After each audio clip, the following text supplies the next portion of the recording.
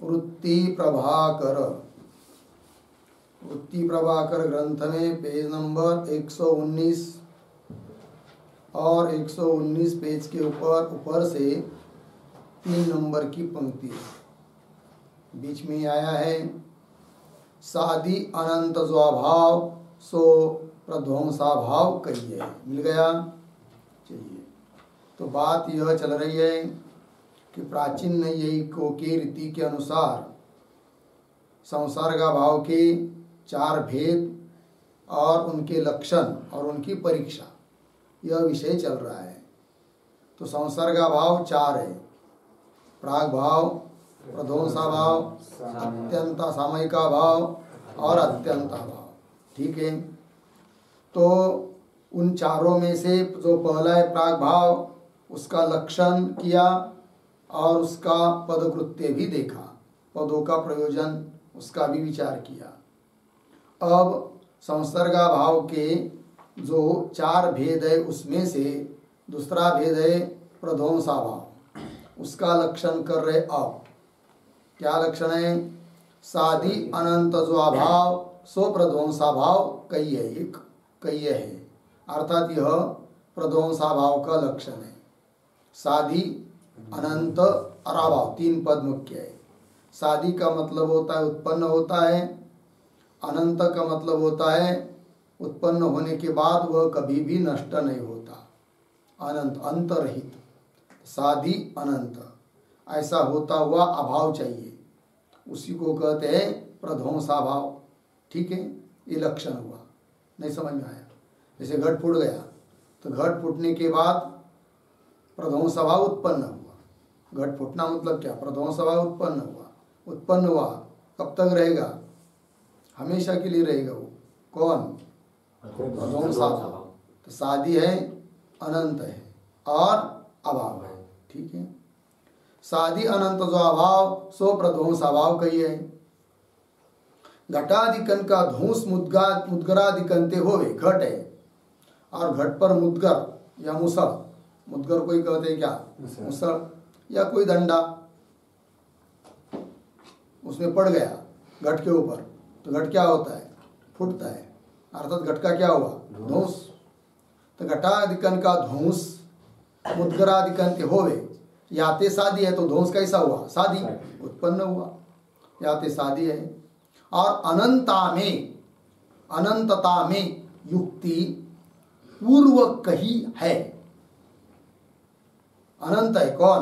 प्रध्वंसाभाव। बोलेंगे क्यों? तो अनंत क्यों है, इस बात को बताने के लिए युक्ति पीछे बता चुके हैं। कहाँ बताया था? याद कीजिए, प्रसंग बताता हूं। 3 चीज, प्राग भाव, प्रध्वंसाभाव और प्रतियोगी घट। ठीक है ना? प्राग भाव अनादि शांत, बरोबर। प्रध्वंसाभाव सादि अनंत और प्रतियोगी हुआ घट। इन तीनों में से एक का अधिकरण काल और 2 का अनधिकरण काल होता है। अर्थात जिस समय प्रागभाव है, घट का प्रागभाव है, उस समय घट भी नहीं है और घट का प्रध्वंस भी नहीं है, तो दोनों का क्या हुआ? अनधिकरण काल और प्रागभाव का आधार काल। जब प्रागभाव नष्ट होता है और घट उत्पन्न होता है, उस समय घट का आधार काल, प्रागभाव नष्ट हुआ और घट का प्रध्वंस उत्पन्न नहीं हुआ, तो प्रागभाव और प्रध्वंस दोनों का अनाधार काल और घट का आधार काल। और जब घट फूटता है और प्रध्वंस उत्पन्न होता है, तब प्रध्वंस है मतलब प्रध्वंस का आधार काल हुआ।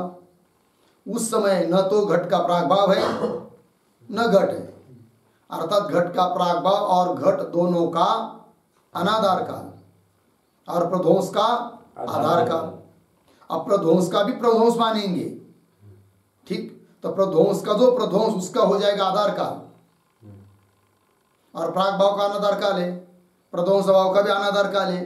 फिर घट का पुनः जन्म होना चाहिए, क्योंकि तीनों के लिए वो नियम है। घट प्रतियोगी का प्रागभाव, प्रतियोगी का ध्वंस और प्रतियोगी, इन तीनों में से एक का आधार काल होता है तो दोनों का अनाधार काल होता है। किंतु ऐसा होता है क्या? घट का पुनः जन्म होता है क्या? नहीं होता है। अर्थात घट का जो प्रध्वंस उत्पन्न हुआ वो कैसा है? अनंत है। ठीक है, ये बात वही कह रहे। और अनंतता में युक्ति पूर्व कही है। लगा इतना? लक्षण बन गया प्रध्वंस भाव का। क्या लक्षण बना? साधी अनंत जो अभाव उसको कहते हैं प्रध्वंस भाव। समझ लीजिए, इतना ही लक्षण करेंगे, साधी पद हटा देंगे तो क्या रहे बचेगा फिर? अनंत अभाव। अनंत होता हुआ जो अभाव है उसको कहेंगे प्रध्वंस भाव कहेंगे। तो क्या होगा फिर? अतिव्याप्ति होगी। कहा? अत्यंत अभाव में, क्योंकि अत्यंत अभाव भी अनंत है और अभाव है। अनंत अभाव को प्रध्वंस भाव कहे तो अत्यंत अभाव में अतिव्याप्ति होगी। लग गया ना?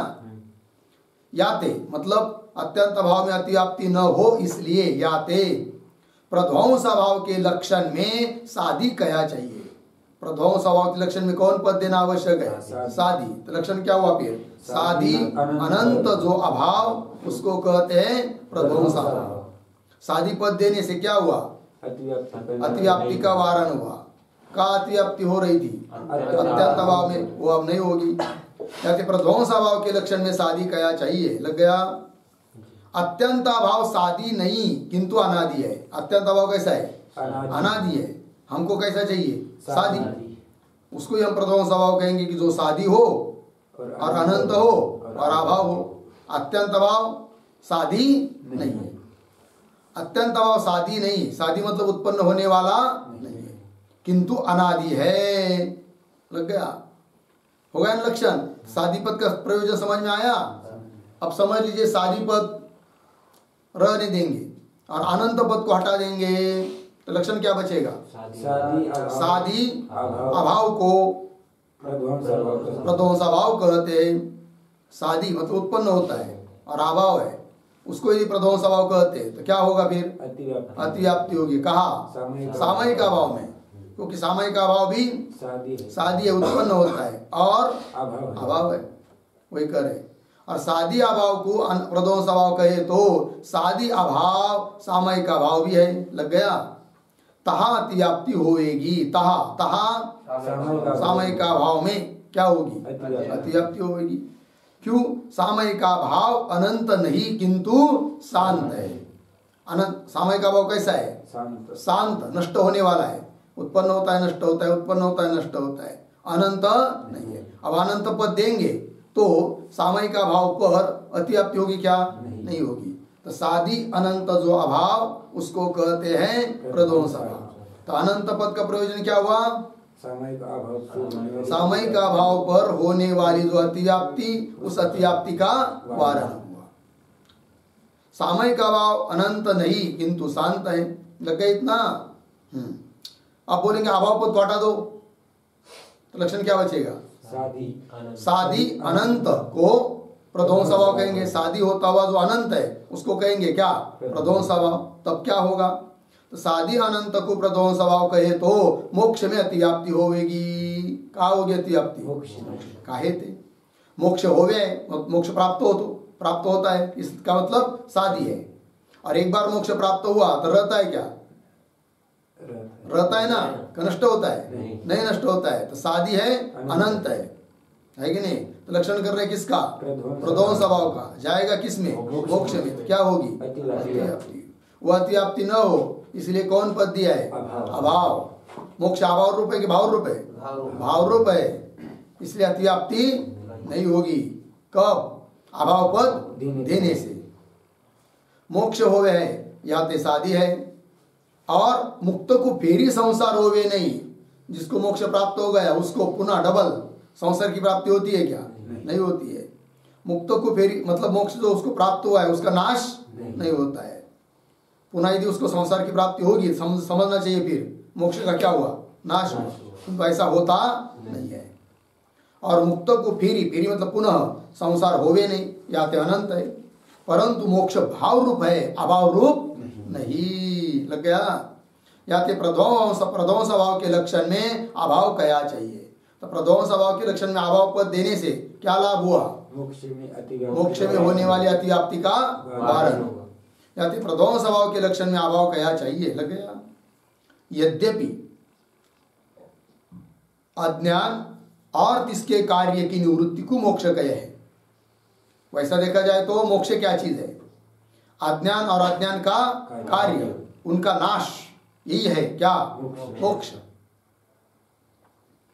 यद्यपि शंका है, यद्यपि से, तथापि से उत्तर।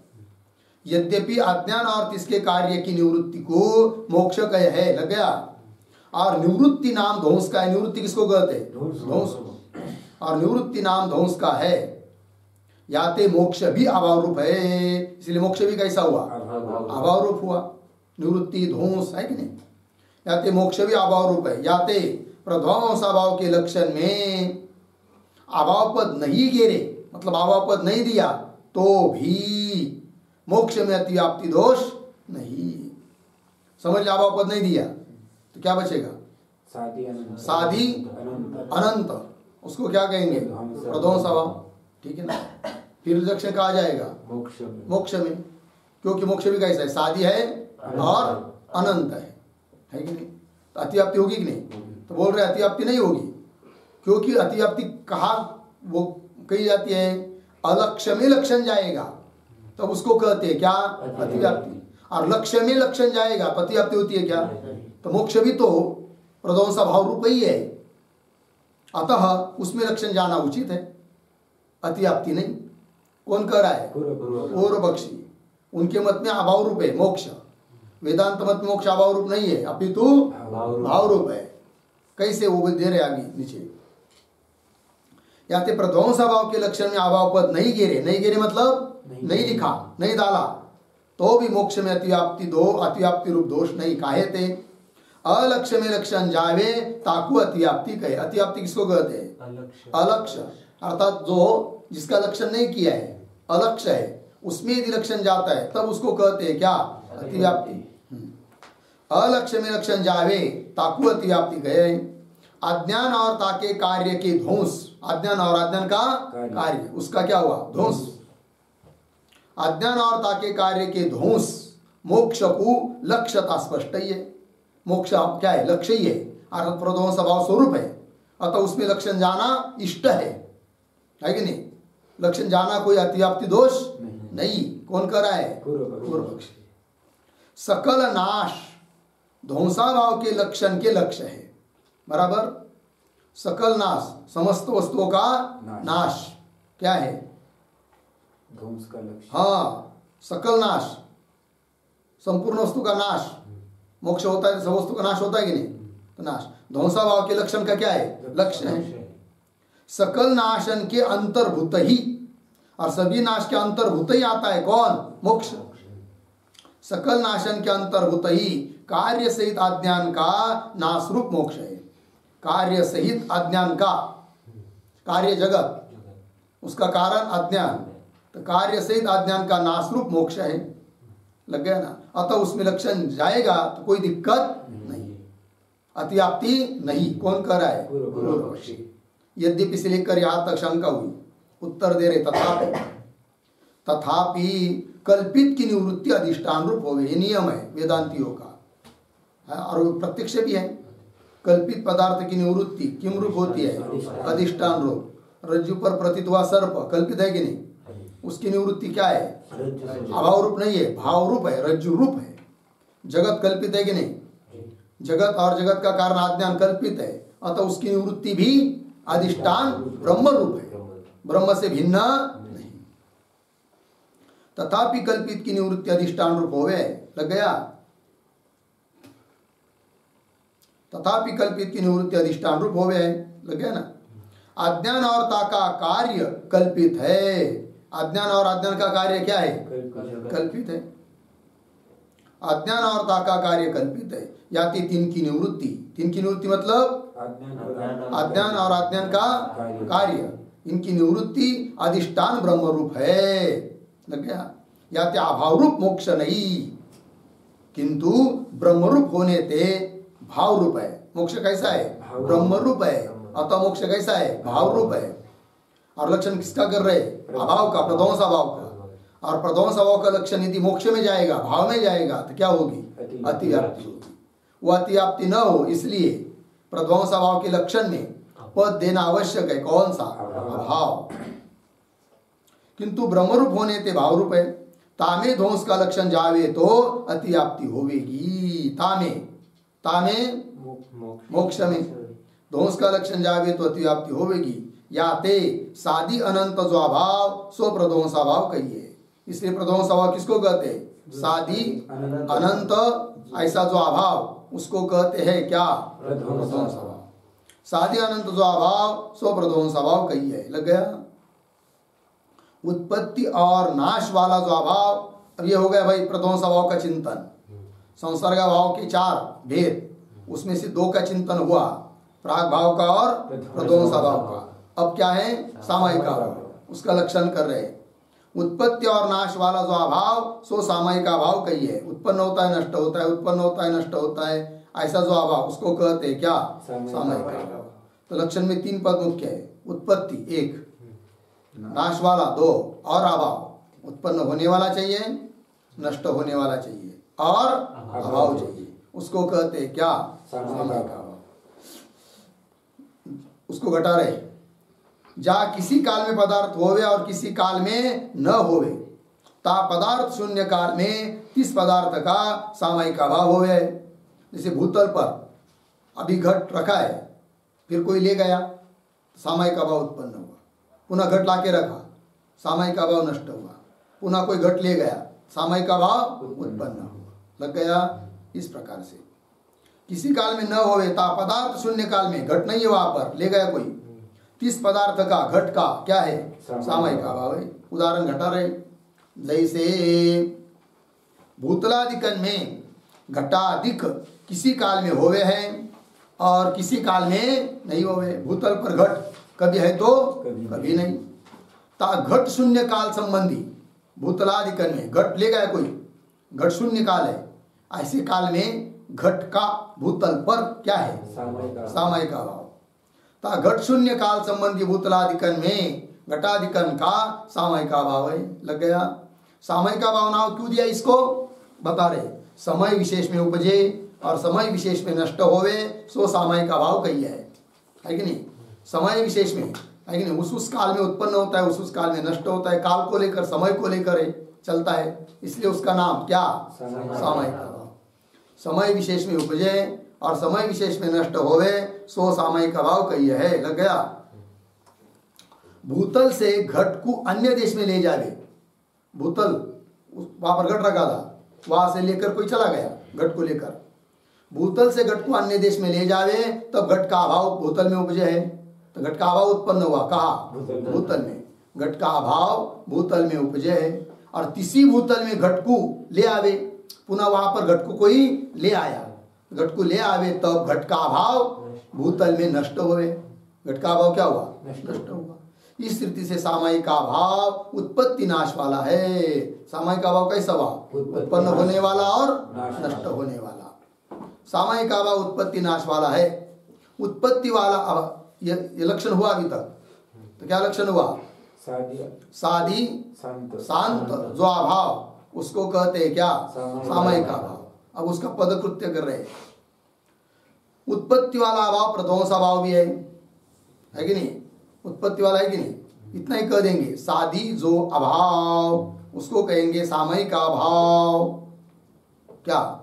सादी जो अभाव, सादी मतलब उत्पन्न होने वाला जो अभाव, उसको कहेंगे सामायिक अभाव। कौन सा पद निकाल दिया? शांत पद निकाल दिया, तो क्या होगा फिर? अतिव्याप्ति होगी। लक्षण कर रहे किसका? सामायिक अभाव। और चला जाएगा किसमें? प्रध्वंस अभाव में, क्योंकि प्रध्वंस अभाव भी कैसा है? सादी है और अभाव है। उत्पत्ति वाला अभाव प्रध्वंस अभाव भी है। ता अतिव्याप्ति परिहार वास्ते उस प्रध्वंस अभाव में लक्षण की अतिव्याप्ति न हो, अतिव्याप्ति का परिहार हो, इसलिए सामायिक अभाव के लक्षण में पद जोड़ दिया है। कौन सा? शांत। और प्रध्वंस अभाव सादी तो है किंतु अनंत है, शांत नहीं। तो अतिव्याप्ति परिहार वास्ते सामायिक अभाव के लक्षण में नाश पद का, नाश मतलब शांत, नाश वाला। लग गया इतना? अच्छा, क्या लक्षण हुआ फिर सामयिक अभाव का? साधी शांत जो अभाव। अब साधी पद हटा देंगे तो क्या रहेगा लक्षण? शांत अभाव। उसको कहेंगे सामयिक अभाव। तब क्या होगा?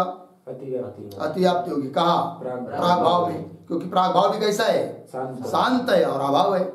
हाँ, वही करे। प्रध्वंस अभाव यद्यपि उत्पत्ति वाला अभाव है, बराबर उत्पन्न होता है कौन? प्रध्वंस अभाव, तथापि नाश वाला नहीं। या ते नाश पद कहे तो, नाश मतलब शांत, नाश यह पद कहे तो अतिव्याप्ति दोष नहीं।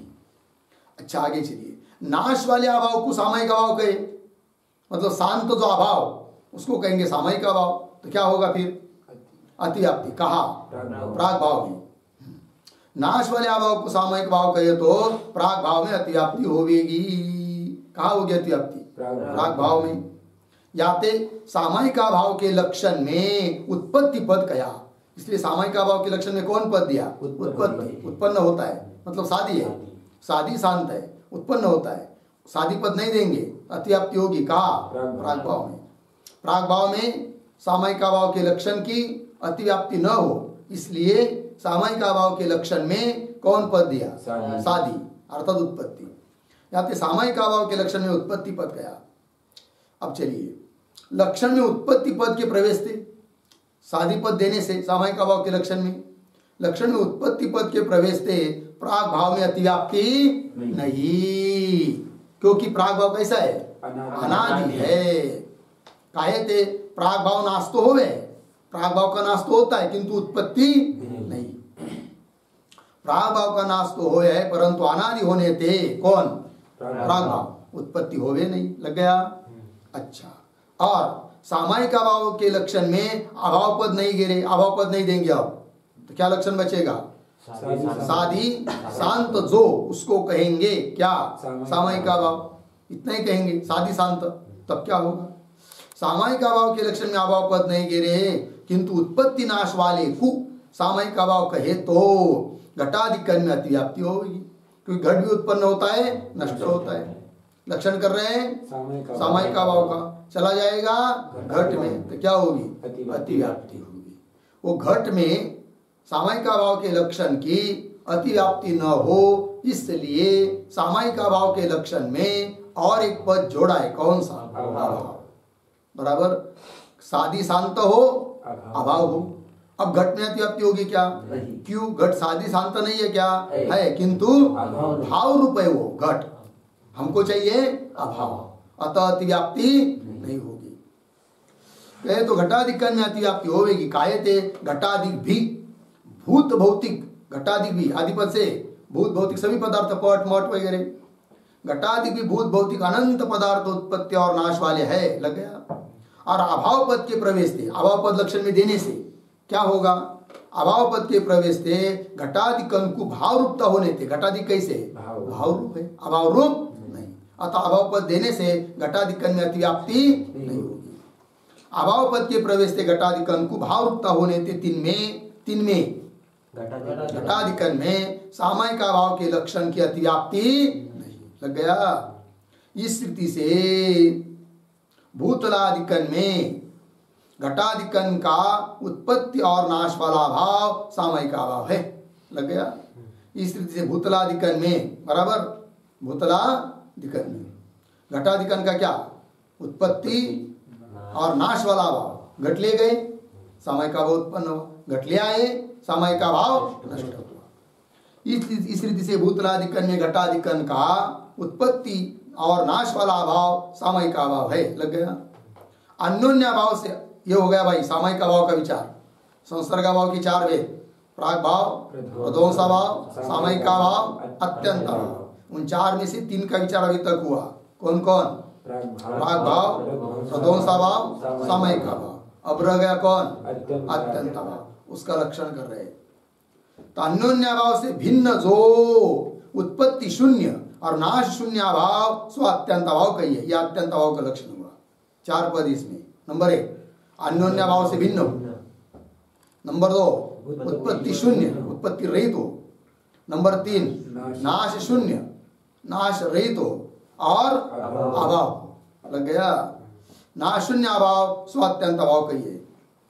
जहां किसी काल में जो पदार्थ न होवे ता तिस पदार्थ का अत्यंत अभाव कहिए। सरल सीधी भाषा, कभी भी है कि नहीं, वहां पर वो पदार्थ हो ही नहीं सकता, फिर वहां पर उस पदार्थ का क्या होता है? अत्यंत अभाव। वायु में रूप कभी कभी होता है क्या? नहीं। तो वायु में रूप का क्या है? अत्यंत अभाव। इस प्रकार जहाँ किसी काल में जो पदार्थ न होवे ता तिस पदार्थ का अत्यंत अभाव कहिए। जैसे वायु में रूप किसी काल में नहीं होवे, वायु में रूप कभी होता है क्या? नहीं। वायु में रूप किसी काल में नहीं होवे ता रूप का अत्यंत अभाव है। लग गया। और उदाहरण जैसे गंध भी वायु में सर्वदा नहीं होवे है। गंध रहता है कि वायु में? नहीं। गंध कहाँ रहता है? केवल पृथ्वी में ही रहता है, वायु में नहीं। वायु में गंध का क्या है? अत्यंत अभाव। जैसे वायु में रूप का अत्यंत अभाव है, उस प्रकार वायु में गंध का भी अत्यंत अभाव। जैसे गंध भी वायु में सर्वदा नहीं होवे, या ते गंध का वायु में अत्यंत अभाव है। लग गया। स्नेह गुण केवल जल में ही रह है। स्नेह कहाँ रहता है? जल में, है कि नहीं? जल को छोड़कर अन्य जगह स्नेह का क्या है? अत्यंत अभाव। स्नेह गुण केवल जल में ही रहे है, अन्य में कभी नहीं रहे है। अन्य में कभी रहे नहीं, कभी कहीं पर भी नहीं रहता है। कौन? स्नेह गुण। याते जल बिना अन्य पदार्थ में, जल को छोड़कर बाकी के पदार्थ में स्नेह का क्या है? अत्यंत। याते जल बिना अन्य पदार्थ में स्नेह का अत्यंत अभाव है। लग गया। और उदाहरण आत्मा में रूप रस गंध स्पर्श शब्द कभी भी रहे नहीं। आत्मा में न तो रूप है, न रस है, न गंध है, न स्पर्श है, न शब्द है। सबका क्या है फिर? अत्यंत अभाव। शब्द कभी भी रहे नहीं, या फिर रूपाधिकन का अत्यंत अभाव आत्मा में रहे है। लग गया। कोई कठिन नहीं है ना? पृथ्वी और जल में रस रहे है। रस कहाँ रहता है? पृथ्वी में और जल में। पृथ्वी और जल को छोड़कर अन्य कहीं पर रस रहता है क्या? नहीं। तो बाकी जगह रस का क्या है? अत्यंत अभाव। पृथ्वी और जल में रस रहे हैं, अन्य में कभी रहे नहीं। या कि पृथ्वी जल भिन्न पदार्थ में, पृथ्वी और जल को छोड़कर बाकी सभी पदार्थन में रस का क्या है? अत्यंत अभाव है। लगा इतना? आगे पृथ्वीत्व जाति केवल पृथ्वी में रहे है। पृथ्वी जाति कहाँ रहती है? पृथ्वी में रहती है। पृथ्वीत्व, पृथ्वी को छोड़कर पृथ्वी जाति कहीं रहती है क्या? तो पृथ्वी को छोड़कर अन्य जगह पृथ्वीत्व का क्या है? अत्यंत अभाव है। पृथ्वीत्व जाति केवल पृथ्वी में रहे हैं। लग गया ना? जलाधिकन में कभी रहे नहीं, या ते जलाधिकन में पृथ्वीत्व का क्या है? अत्यंत अभाव। ब्राह्मण भिन्न क्षत्रियाधिकन में ब्राह्मणत्व कभी रहे नहीं। ब्राह्मण से भिन्न जो क्षत्रिय वगैरह उनमें ब्राह्मणत्व रहता है क्या? तो उनमें ब्राह्मणत्व का क्या है? अत्यंत अभाव। ब्राह्मण भिन्न क्षत्रियाधिकन में ब्राह्मणत्व कभी रहे नहीं, या ते क्षत्रियाधिकन में ब्राह्मणत्व का क्या है? अत्यंत अभाव है। लग गया। आगे सरल है ना? आकाश काल अर्ध विराम देते जाइए। आकाश काल दिशा है, इतने तक। आगे आत्मा व्यापक है। इतने पदार्थ व्यापक माने गए हैं नैयायिकों के द्वारा। आकाश काल दिशा आत्मा, लगे ना? व्यापक है। तीन में कभी भी क्रिया होवे नहीं, क्योंकि क्रिया व्यापक में होती नहीं है, परिचिन्न में ही क्रिया होती है। हाँ, तो आकाश आदि में क्रिया का क्या है? अत्यंत अभाव। तीन में कभी भी क्रिया होवे नहीं, या तो आकाश आदि में क्रिया का अत्यंत अभाव है। ठीक। आगे पृथ्वी जल तेज पवन मन में क्रिया होवे है। 5 जगह क्रिया होती है। कहाँ पर? पृथ्वी में, जल में, तेज में, पवन मतलब वायु में, और मन में क्रिया होवे है। और कदाचित क्रिया का अभाव होवे। हमेशा थोड़ी क्रिया होती है, कभी क्रिया है कभी क्रिया का अभाव है। अब समझ, जिस समय क्रिया नहीं है मन आदि में, तो उस समय क्या है? क्रिया का अभाव। लेकिन कौन सा अभाव है? प्रश्न देखिए। कदाचित क्रिया का अभाव होवे, याते पृथ्वी आदि निष्क्रिय होवे, तब पृथ्वी वगैरह क्या रहेंगे? जब निष्क्रिय, क्रिया रहित। पृथ्वी आदि निष्क्रिय होवे तब पृथ्वी जल तेज पवन मन में क्रिया का अत्यंत अभाव नहीं, अत्यंत अभाव नहीं कर सकते, है कि नहीं? क्योंकि बाद में कभी पुनः क्रिया उत्पन्न होती भी है। फिर कौन होगा? कोई कहेगा सामयिक अभाव। सामयिक अभाव भी नहीं है। क्यों? वही करे। तो ऐसे सामयिक अभाव भी नहीं। किसका? क्रिया का। कहा? आकाश आदियों में। नहीं, पृथ्वी जल तेज पवन मन में क्रिया का क्या है? अत्यंत अभाव है ना। तो जब क्रिया नहीं है उस समय क्रिया का अभाव है ना, वो कौन सा अभाव है? अत्यंत अभाव भी नहीं कह सकते ये बात। फिर बोलेंगे सामयिक अभाव, सामयिक अभाव भी नहीं है। तो ऐसे सामयिक अभाव भी नहीं काहे थे? सामयिक अभाव केवल द्रव्य का हो, ये नहीं। सामयिक अभाव किसका होता है? केवल द्रव्य का होता है। और क्रिया कोई द्रव्य है क्या? नहीं। क्रिया का सामयिक अभाव संभव है नहीं। क्यों? यह वार्ता आगे कहेंगे, है ना। या ते सामयिक अभाव भी नहीं, या ते इसलिए है कि नहीं, पृथ्वी आदियों में जब क्रिया नहीं है तो क्रिया का अभाव है, लेकिन कौन सा अभाव है? सामयिक अभाव भी नहीं है।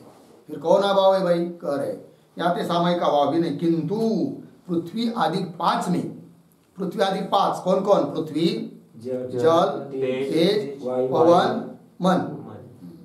किंतु पृथ्वी आदि 5 में क्रिया का प्रागभाव और प्रध्वंस भाव है। क्रिया उत्पन्न होने के पहले प्रागभाव, क्रिया नष्ट होने के बाद प्रध्वंस भाव, इतना ही है। सामयिक भाव भी नहीं, अत्यंत भाव भी नहीं। लग गया जी। इस रीति से संसर्ग भाव के जो 4 भेद है, प्राग भाव, प्रध्वंस भाव, सामयिक भाव, अत्यंत भाव, उन चारों का विचार किया। लग गया। उनमें से पहला जो था कौन? प्राग भाव। उसका लक्षण किया क्या? अनादि शांत जो अभाव, उसको कहते हैं प्राग भाव। फिर प्रध्वंस भाव का लक्षण किया क्या? सादि अनंत जो अभाव, उसको कहते हैं क्या? प्रध्वंस भाव। अच्छा, सामयिक अभाव का लक्षण क्या किया था? सादि शांत जो अभाव, उसको कहते हैं क्या? सामयिक अभाव। और अत्यंत अभाव, अनादि अनंत जो अभाव, उसको कहते हैं क्या? अत्यंत अभाव। लग गया इतना। किंतु पृथ्वी आदि 5 में क्रिया का प्रागभाव और प्रध्वंस भाव है। हो गया इतना। यहाँ तक इस 6 नंबर का शीर्षक पूरा हुआ। अब 7 नंबर का शीर्षक क्या है? 4 संसर्ग भाव का प्रतियोगी से विरोध और अन्योन्य भाव का अविरोध। किसके साथ? प्रतियोगी के साथ अविरोध। इस बात को दिखाना है अभी। अर्थात अन्योन्य भाव एक अलग स्वतंत्र घट है, संसर्ग भाव 4 जिसमें आते हैं वो अलग घट है। क्यों दोनों का भेद किया इस प्रकार से, है कि नहीं? दोनों का भेद न करके कुल मिलाकर 5 अभाव के 5 प्रकार, ऐसा ही क्यों नहीं किया, है कि नहीं? तो उसको बताने के लिए अभी कहेंगे कि संसर्ग भाव का प्रतियोगी के साथ विरोध होता है और अन्योन्य भाव का प्रतियोगी के साथ विरोध नहीं होता है। यही विलक्षणता है। इसलिए अभाव के मुख्य 2 भेद, अन्योन्य भाव, संसर्ग भाव। लग गया। किंतु ये 7 नंबर का शीर्षक और उसका विचार हम लोग कल करेंगे। ओम पूर्णमदः पूर्णमिदं पूर्णात् पूर्णमुदच्यते पूर्णस्य पूर्णमादाय पूर्णमेवावशिष्यते। ओम शांति शांति।